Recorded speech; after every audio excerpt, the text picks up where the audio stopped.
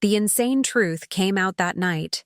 My best friend's husband finally told me everything. Before we begin, if you're new here, please hit that subscribe button and turn on notifications so you never miss these emotionally intense real-life stories. And if this grips you, give it a thumbs up and share it. Your support means everything.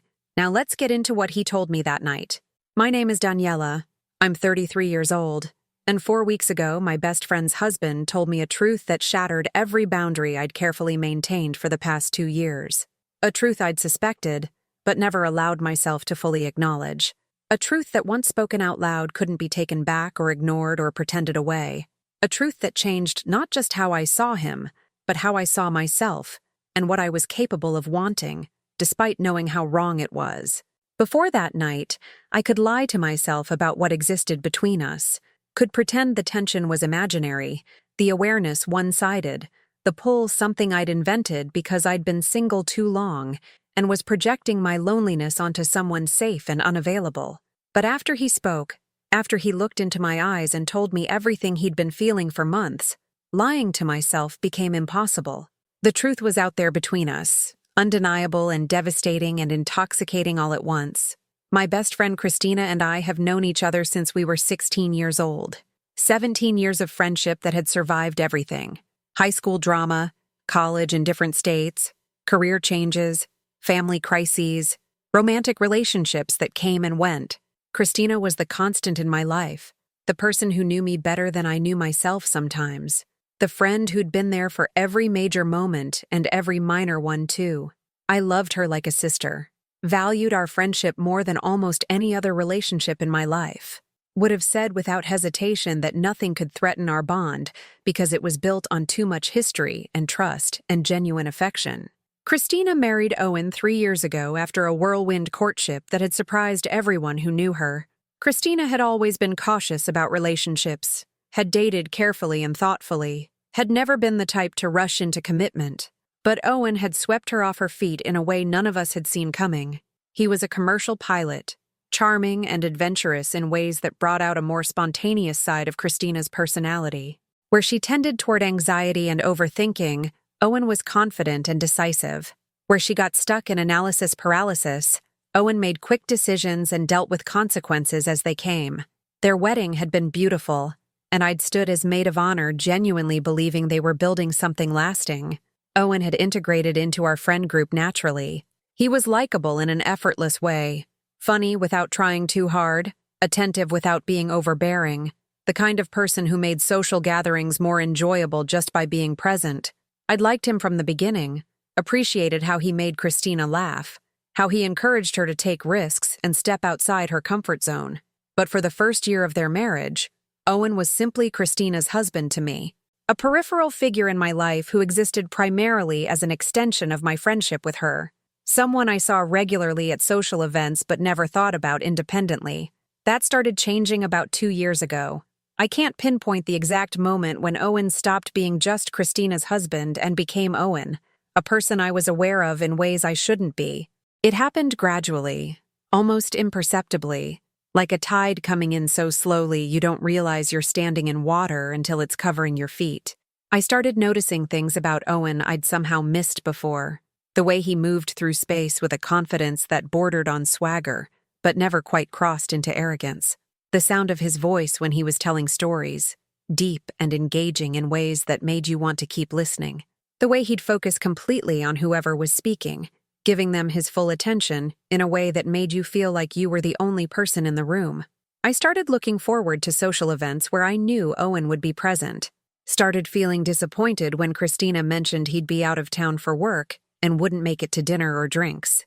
Started thinking about him at inappropriate times, while I was supposed to be working, while I was falling asleep at night, during quiet moments when my mind would wander to places it shouldn't go. And I hated myself for it. Hated that I was apparently the kind of person who could develop feelings for her best friend's husband. Hated that I couldn't seem to control where my thoughts went or what I wanted. Hated that I was betraying Christina emotionally, even though I'd never acted on these feelings physically. I'd been single for almost 3 years at that point, not by choice, but by a series of relationships that hadn't worked out for various reasons. And I think that loneliness made me vulnerable in ways I might not have been otherwise, made me more receptive to attention from someone who showed interest in what I had to say, made me interpret normal friendliness as something more significant because I was starved for connection. At least that's what I told myself. That my feelings for Owen weren't really about Owen specifically, but about my own emotional needs projecting onto someone who happened to be there and happened to be kind to me. But deep down, I knew that wasn't entirely true. Because there were other men in my life, friends, colleagues, guys I went on dates with occasionally, who were also kind and attentive, and I didn't develop feelings for them, didn't think about them constantly, didn't feel my heart race when they entered a room. What I felt for Owen was specific to him, not just a general response to male attention, and that made it worse somehow, made it harder to dismiss as temporary loneliness that would fade once I found my own relationship. I'd become hyper-aware of Owen's presence in any room, could feel when he was near even when I wasn't looking at him directly, would catch myself watching him when I thought no one was paying attention, studying the way he interacted with Christina, trying to determine if he loved her the way a husband should love his wife, or if there were cracks in their marriage that might somehow justify the feelings I was having. But their marriage seemed solid from the outside. They laughed together, supported each other's careers, made plans for their future. There was no obvious dysfunction or distance that would have made my attraction feel less like a betrayal, and I'd started noticing the way Owen looked at me, or thought I was noticing. It was hard to tell if I was seeing something real or projecting my own desires onto innocent interactions. But sometimes, when our eyes met across a dinner table, the contact would hold a fraction longer than normal. Sometimes, when we were all together in a group, Owen would position himself near me in ways that felt deliberate rather than accidental. Sometimes when he laughed at something I said, the laugh seemed to carry more warmth than the joke deserved. Small things that individually meant nothing but together suggested maybe I wasn't entirely alone in this awareness. Maybe Owen felt something too, even if he was better at hiding it than I was. About 6 months ago, the tension between us became harder to ignore. We'd been at a friend's birthday party, a large gathering where Christina had gotten caught up in conversation with some women from her book club, while Owen and I ended up in the kitchen at the same time. We'd been talking about his job, about a particularly difficult flight he'd recently piloted through bad weather, and the conversation had shifted from professional details to something more personal, how he dealt with fear, how he made decisions under pressure, what he thought about in those moments when outcomes were uncertain. It was the kind of deep conversation you don't usually have at parties with your friend's spouse, the kind that created intimacy beyond the usual surface-level social interaction. And at one point during that conversation, Owen had looked at me with an intensity that made my breath catch, had said something about how talking to me helped him process things he usually kept locked inside, how I had a way of asking questions that made him think differently about his own experiences, how he appreciated that about me more than I probably realized.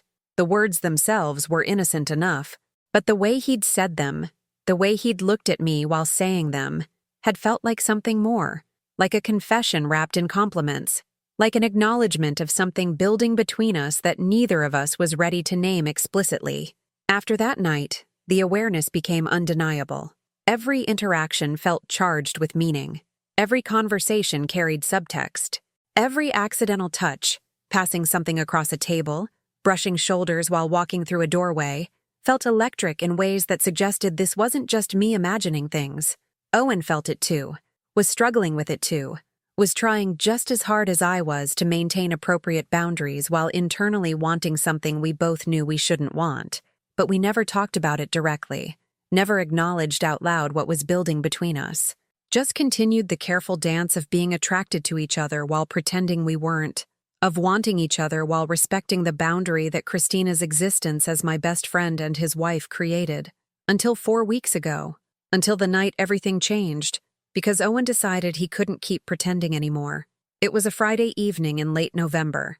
Christina had organized a dinner party at their house.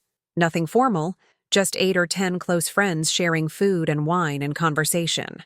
I'd considered declining the invitation because lately being around Owen had become increasingly difficult. The awareness was so intense now that I struggled to act normal around him. struggled to participate in group conversations without being constantly distracted by where Owen was in the room and whether he was looking at me. But declining would have required explaining why to Christina, and I had no explanation I could give that wouldn't raise questions I definitely didn't want to answer. So I went. Arrived right on time with a bottle of expensive wine and what I hoped was a convincing smile. Christina greeted me with a hug, already slightly tipsy from the cocktails she'd been having while cooking. Owen was in the kitchen finishing dinner preparations, and when I walked in to say hello, our eyes met and held for a second longer than appropriate before I forced myself to look away. The evening progressed normally at first. Good food, better wine, easy conversation flowing around the table as our group of friends talked about work and politics and upcoming holiday plans. I participated in all the right ways, laughed at appropriate times, contributed to discussions when expected, but I was intensely aware of Owen sitting across from me, of how he looked at me when he thought no one else was watching, of the way he'd find excuses to direct conversation toward me, asking my opinion on topics or following up on things I'd mentioned in previous conversations in ways that showed he'd been paying attention, remembering details. Around 10 o'clock, people started leaving. Early morning commitments, babysitters waiting, the usual reasons. By 10:30, everyone was gone except me. I'd lingered helping Christina clean up, carrying dishes to the kitchen and loading the dishwasher while she wrapped up leftover food. Owen had disappeared upstairs to take a call related to a scheduling issue with his flight assignments for the next month. And when Christina announced she was exhausted and heading to bed early, leaving me alone in the kitchen still finishing the cleanup, I should have made an excuse to leave immediately. Should have recognized that being alone with Owen was dangerous given the tension that had been building between us for months. But I didn't leave. I stayed in the kitchen finishing the dishes while Christina went upstairs, telling myself I was just being a good friend by helping clean up after a dinner party. Telling myself Owen would probably just stay upstairs dealing with work issues, and I'd slip out without us being alone together. Telling myself all kinds of lies about my motivations for not immediately following Christina's lead and getting out of their house. I was drying the last of the wine glasses when I heard footsteps on the stairs. Owen appeared in the kitchen doorway, and something about his expression made my heart start racing. There was an intensity in his eyes I'd seen glimpses of before but never this openly. A determination that suggested he'd made some kind of decision and was about to act on it. "Christina's asleep already," Owen said quietly. "She was more tired than I realized." I nodded, drying my hands on the dish towel, preparing to make my exit. "I should probably get going too," I said, keeping my voice casual, even though my heart was pounding. "It's getting late." But Owen didn't move out of the doorway, didn't step aside to let me leave. Instead, he took a step closer into the kitchen, and something in his body language made it clear he wasn't going to let me escape without a conversation we'd both been avoiding for months. "Daniela," he said, and the way he said my name made my breath catch. "We need to talk. About what's been happening between us. About what we've both been pretending doesn't exist." I should have deflected. Should have said I didn't know what he was talking about. Should have maintained the fiction that nothing was happening between us, that the tension was all in his imagination. But I'd been carrying this secret for so long that the relief of having it acknowledged, even in this terrifying way, overrode my better judgment. "Owen," I started, but I didn't know how to finish that sentence. Didn't know if I was about to deny everything or confirm his suspicions, or simply beg him not to do whatever he was about to do. "I can't keep doing this," Owen continued, his voice rough with emotion I'd never heard from him before. "I can't keep pretending I don't feel what I feel, that I don't think about you constantly, that being in the same room with you doesn't make me want things I have no right to want." My hands were shaking. I gripped the counter behind me to steady myself, needing something solid because the ground suddenly felt unstable. "You can't say things like that," I managed. "Christina is my best friend, your wife. We can't—" "I know," Owen interrupted. "I know exactly how wrong this is. I've known it from the moment I first realized I was attracted to you. I've been fighting it for 2 years, Daniela. 2 years of trying to convince myself what I felt wasn't real or would fade or could be managed if I just maintained enough distance. But it hasn't faded. It's gotten stronger. And I'm tired of pretending." He took another step closer, close enough now that I could smell his cologne, could see the conflict written across his face, guilt and desire and something that looked like desperation. "I need to know if it's just me," Owen said quietly. "If I've been imagining the way you look at me, if the tension I feel is one-sided, if I'm destroying my marriage in my head over feelings that aren't mutual." This was the moment. The moment where I could lie and say yes, it was just him, that I'd never thought of him as anything other than Christina's husband. The moment where I could protect everyone by maintaining the fiction that had kept us all safe for 2 years. The moment where the right thing to do was so obvious that not doing it would be conscious choice rather than moment of weakness. But I was so tired. Tired of lying. Tired of suppressing. Tired of carrying this secret alone. And the thought that Owen had been struggling with the same feelings, that the awareness had been mutual all along, made something inside me crack open. "It's not just you," I heard myself say, the words coming out barely above a whisper. "I feel it too. I've been feeling it for so long I can't remember when it started, and I hate myself for it. I hate that I want my best friend's husband. I hate that I think about you when I shouldn't. I hate that standing here right now knowing how wrong this is. I stopped myself before finishing that sentence, but Owen's expression made it clear I didn't need to. He knew what I'd been about to say. Knew because he wanted the same thing. "Say it," Owen said, his voice dropping even lower. "Tell me what you want, because I need to hear you say it out loud. Need to know I'm not alone in this insanity." "I want you," I admitted, the confession feeling both like a relief and a betrayal. "I want you in ways I've never let myself fully acknowledge. Want to know what it would be like to be with you without Christina between us. Want things that make me a terrible friend and a terrible person." Owen's eyes closed briefly, and when he opened them, they held something raw and vulnerable. "I think about you all the time," he confessed. "When I'm flying, when I'm lying in bed next to Christina, when I'm going through my daily routine, you're always there in my thoughts. I imagine conversations we could have without the audience of our friends. I imagine touching you without worrying who's watching. I imagine a version of my life where meeting you happened before meeting Christina, where wanting you wouldn't require betraying someone I care about." The air in the kitchen felt too thick to breathe. The distance between us felt both too much and nowhere near enough. "What are we doing?" I asked, my voice shaking. "What is this conversation? Where can it possibly go when you're married to my best friend?" "I don't know," Owen admitted. "I don't have a plan. I just couldn't keep pretending anymore. Couldn't keep acting like being in the same room with you didn't affect me.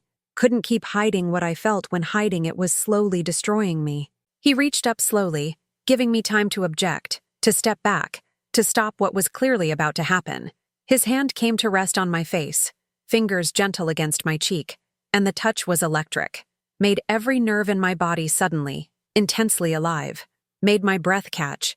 Made me acutely aware that we were alone in his house, that Christina was asleep upstairs, that nothing was stopping us from crossing the line we'd been carefully maintaining, except our own willpower and ethical standards.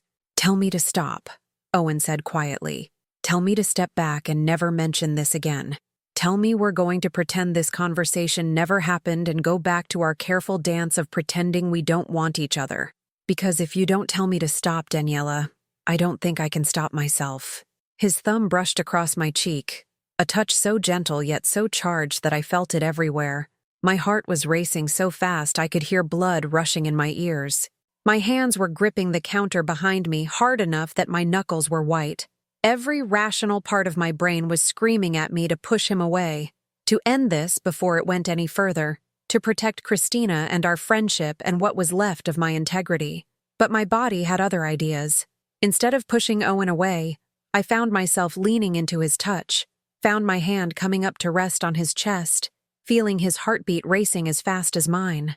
Found myself looking at his mouth and wondering what would happen if I just stopped fighting this for once. Just let myself have what I'd been wanting for 2 years, regardless of consequences. "Daniela?" Owen whispered, his face moving closer to mine. "Tell me to stop or tell me to continue. But don't tell me nothing. Don't leave me in this space where I don't know if you want this too." The distance between our lips was inches now. Inches that represented the boundary between maintaining our integrity and destroying 3 lives for something that might just be physical attraction rather than anything deeper or more lasting. Inches that felt simultaneously impossibly far and already crossed. and I opened my mouth to respond, to say something, yes or no or stop or continue or anything that would resolve the agonizing tension of not knowing what happened next. But before I could speak, before I could make a choice that couldn't be unmade, we heard a sound that made us both freeze. Footsteps. On the stairs. Christina's voice calling down. "Owen, is Daniela still here? I thought I heard voices." We jumped apart like we'd been electrocuted. Owen stepped back, putting appropriate distance between us, running his hands through his hair in what looked like frustration or perhaps relief at the interruption. I grabbed my purse from where I'd left it on the counter, my hands shaking so badly I almost dropped it. Christina appeared at the bottom of the stairs in her pajamas, rubbing her eyes sleepily. "Oh good, you're still here," she said to me. I wanted to say goodnight properly instead of just disappearing upstairs. She came over and hugged me, completely oblivious to the fact that 30 seconds earlier, her husband had been inches from kissing me in her kitchen, completely trusting, completely certain that the two people she loved most would never betray her. The guilt hit me like a physical blow. What was I doing? What had I been about to do? This was Christina, my best friend of 17 years, the person who'd been there for every major moment of my life. And I'd been seconds away from kissing her husband, from betraying her in the most fundamental way possible, from destroying our friendship for physical attraction that might burn hot, but would ultimately leave nothing but ashes. I mumbled something about having to work early the next morning, hugged Christina back with what I hoped seemed like normal affection rather than crushing guilt, and fled without looking at Owen. Drove home with tears streaming down my face, my hands shaking on the wheel, my mind replaying every moment of that conversation. Owen had finally told me everything, had confirmed that the attraction was mutual, that he'd been struggling with feelings for me the same way I'd been struggling with feelings for him, had touched me in a way that made it clear he wanted more, had been seconds away from kissing me when Christina's interruption saved us both from making a mistake we couldn't take back. But knowing the truth, having it spoken out loud between us, changed everything, because now I couldn't pretend anymore. Couldn't tell myself the tension was imaginary or one-sided.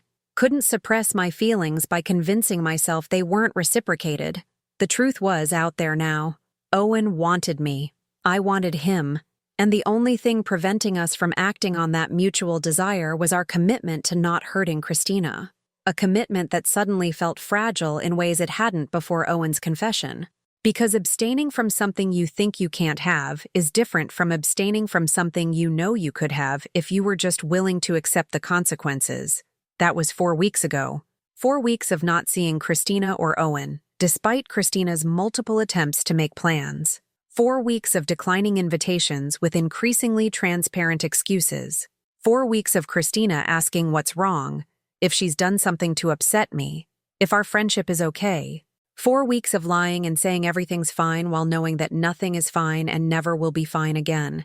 4 weeks of Owen texting me once, just once, saying, "We need to talk about what happened, about what I said, about what almost happened. Please."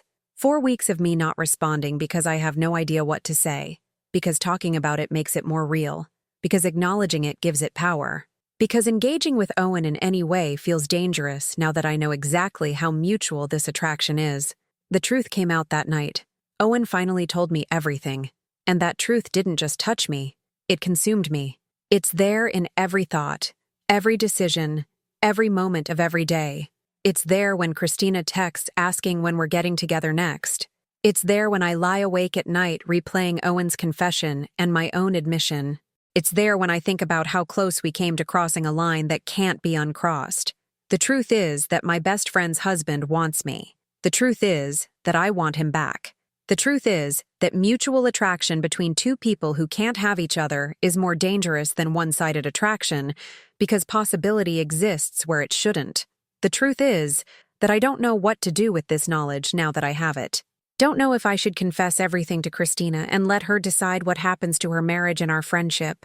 Don't know if I should continue avoiding them until the feelings fade, or until I'm strong enough to be around Owen without wanting things I can't have. Don't know if Owen and I need to have the conversation he asked for, or if talking about it again just makes everything worse. The truth is that Owen held my gaze that night with a mix of guilt and longing, and then told me everything he'd been carrying for months. And hearing it, having it spoken out loud, awakened something in me that I'd been trying to keep dormant. Not new desire. I'd wanted Owen before that night, but permission. Permission to acknowledge what I felt. Permission to stop suppressing and start feeling. Permission to want openly rather than shamefully. And that permission, even though I know acting on it would be wrong, has changed how I experience desire, has made it impossible to put back in the box where it used to live. The insane truth came out that night. And nothing, not how I see Owen, not how I see myself, not how I navigate my relationship with Christina, will ever be the same again. The end.